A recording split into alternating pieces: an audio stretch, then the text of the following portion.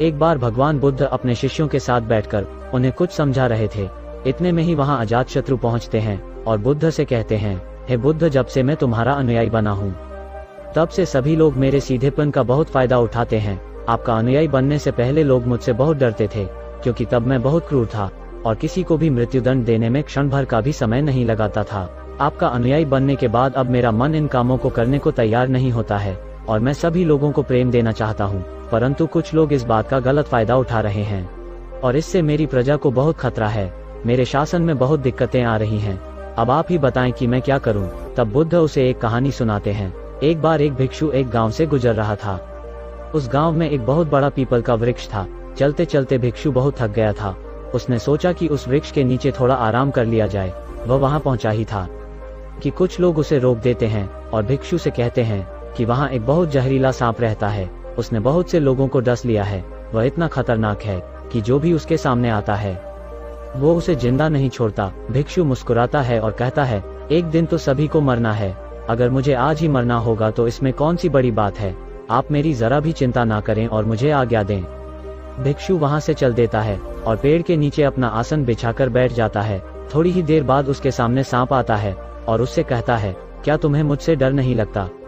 क्या तुम्हें पता नहीं यह मेरा इलाका है और यहाँ पर आने की किसी की भी हिम्मत नहीं होती? तब भिक्षु उसे बहुत ही प्रेम के साथ कहता है, इसमें डर वाली कौन सी बात है? तुम जो भी करते हो वह इसलिए करते हो क्योंकि तुम्हें डर है कि कोई तुम्हें मार ना दे, इसीलिए तुम दूसरों को डराते हो। मुझे किसी बात का डर नहीं, ना ही मुझे मृत्यु का डर है और ना ही जीवन की लालसा है। कोई मुझे नुकसान पहुंचा ही नहीं सकता तो फिर मैं क्यों डरूं? सांप को यह सुनकर बहुत गहरा आघात पहुंचता है। उसने आज तक ऐसे व्यक्ति देखे जो उससे डर कर भागते थे। उसने आज तक ऐसा कोई भी व्यक्ति नहीं देखा था जो उससे नहीं डरे। भिक्षु की इतनी बातें सुन सांप उनके चरणों में लेट जाता है और उनसे कहता है, आज तक मैंने जो भी किया अपनी जान बचाने के लिए किया, क्योंकि अगर मैं इस तरह का रूप धारण नहीं करता तो लोग मुझे जिंदा नहीं छोड़ते। तब भिक्षु उससे कहता है, तुम एकदम सही कह रहे हो, लेकिन अगर तुम इस मोह से मुक्त होना चाहते हो तो एकदम शांत हो जाओ, प्रेम से भर जाओ और यह जानो कि एक दिन जीवन समाप्त हो ही जाएगा।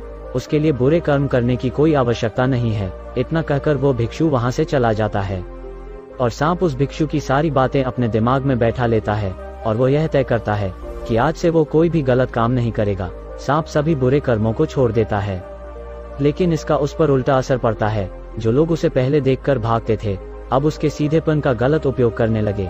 अब सब लोग उसे छेड़ते, उसे चोट पहुंचाते। अब सांप बहुत दुखी रहने लगा और बहुत ज्यादा चोट से ग्रस्त रहने लगा।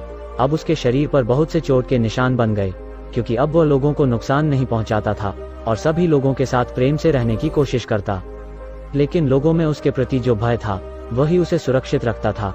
कुछ दिनों बाद वह भिक्षु फिर से उसी पेड़ के नीचे आता है और वहां अपना आसन बिछाकर बैठ जाता है और उस सांप को देखकर बड़ा आश्चर्यचकित होता है कि पहले सर्प की क्या स्थिति थी, लेकिन अब सर्प की क्या स्थिति हो गई है और वह उस सर्प के लिए बहुत चिंतित भी होता है।